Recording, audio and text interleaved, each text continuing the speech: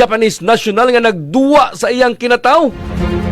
Diya pagitsod eroplano, gidakop sa katapad niyang pasahero. Si Brigadang Alan Tangkawan, brigada mo! Brigada Live Report. Grabing kakurat sa usa ka babay dihang giablihan ang zipper sa pantalon sa usa ka 20 anyos nga Japanese national ug nagkalingaw sa paghaso-haso sa iyang kinataw. Nakit-an gyud sa babayeng reklamante nga giganahan ang maong hapon sa iyang pagduwa sa iyang kinataw. Gisuwayan paunta og badlong sa maong babayeng pasahero sa eroplano nga katapad sa maong hapon tungod kay dili sakto nga lugar ang gibuhat niini. Gani nakuha og video sa babay ang panghitabo samtang sakay sila sa pampublikong eroplano nga nagbiyahe gikan sa Manila paingon sa Sugbo. Nahitabo ang insidente alas 5:48 sa Miyerkules sa buntag, Marso 7, tuig 2024. Dihang nakatugpa na ang eroplano dinhi sa Mactan, Cebu International Airport daling gidakop sa mga pulis ang 20 anyos nga hapon. Atol ning pagbalita, wa pa muluwat sa iyang habig ang maong dinakpan. Samtang ang reklamante gitago lang una ang iyang personal identity alang sa seguridad. Ang nakuha nga video sa babaeng reklamante gamiton aron pagpaligon sa iyang reklamo batok sa naasoyng langyaw. Ikatakdang pasakaan og kasong kalapasan sa Article 201 sa Revised Penal Code in relation to Safe Space Act kung bawal bastos law ang maong Japanese national. In the hearts of changing lives, ako si Brigada Alan Tangkawan sa 90.7 Brigada News FM Cebu, The Music and News Authority. Larga